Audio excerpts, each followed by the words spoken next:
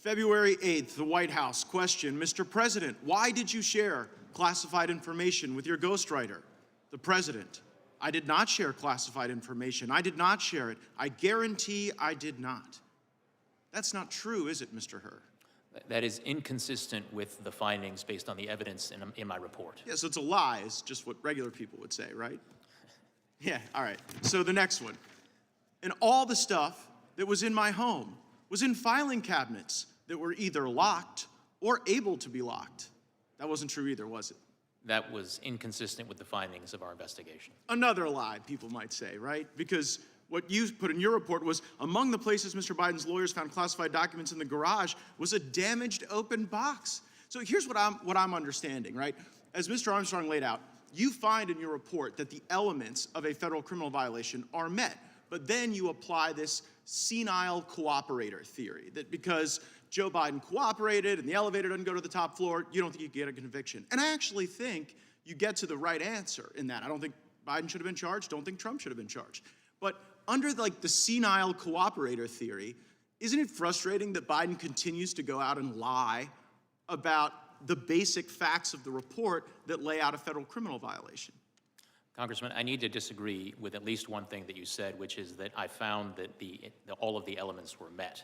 One of the elements of the relevant mishandling statute is the intent element, and what my report reflects is my judgment that based on the evidence, I would not be able to prove beyond a reasonable doubt to a jury that that intent element had been met. Right, but the reason you have that doubt is the senile cooperator theory. The fact that Joe Biden is so inept in responding that you can't prove the intent, which again, I don't quibble with that conclusion, but it's frustrating to be like, oh, well, this guy's not getting treated the same way as Trump because the elevator's not going to the top floor, so we can't prove intent. While at the same time, Biden goes out there at the White House and says, well, you know, he just blatantly lies. And what I'm trying to figure out is whether or not Biden's lying because he's still so senile, he hasn't read your report, or whether it's a little craftier and a little more devious and perhaps a little more intentional than we might otherwise think. So I also want to go to this Biden Penn Center.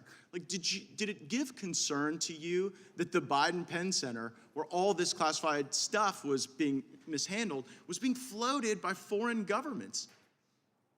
Congressman, we were concerned with getting to the bottom of all of the classified documents that were recovered during the course of our... Yeah, but what bothers me is that the money that was paying for the place where the documents were being inappropriately held, it was the Chinese and it was other foreign countries. Did that play into your analysis? Did you look into the $1 billion in foreign funding sources at the Biden Center at UPenn, for example? Congressman, we conducted a thorough, impartial, and fair investigation, and we were very, very concerned with getting to the bottom of all the relevant questions relating to the recovered documents. Did you look into the fact that the Chinese were floating the place where this guy was keeping the documents unsecure?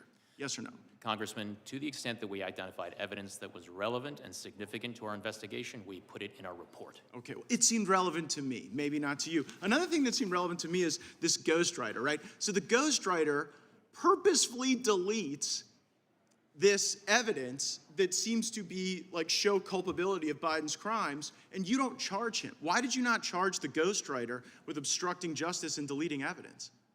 Well, for a number of reasons that are laid out in the report, but in brief, Congressman, yes, when we interviewed the ghostwriter, he did tell us, and I'm trying to get the exact language, that one of the things on his mind, one of the things he was aware of, was that I had been appointed special counsel and was conducting an investigation. Right, so he didn't, just so everybody knows, the ghostwriter didn't delete the recordings just as a matter of happenstance. Ghostwriter has recordings of Biden making admissions of crimes. He then learns that you've been appointed. He then deletes the information that is the evidence, and you don't charge him. That is reflected in the report, and one of the reasons... What does somebody have to do to get charged with obstruction of justice by you? If deleting the evidence of crimes doesn't count, what would meet the standard? So, Congressman, as we state in the relevant chapter of the report, one of the things that Mr. Zwanitzer did not delete was transcripts of the recordings that he had created that included inculpatory evidence relating to Mr. Biden. Oh, so if you destroy some evidence but not other evidence, that somehow absolves you of the evidence you destroy? Here's what I see. Zwanigger should have been charged, wasn't. Biden and Trump should have been treated equally. They weren't, and that is the double standard that I think a lot of Americans are concerned about. I see my time's expired. I yield back.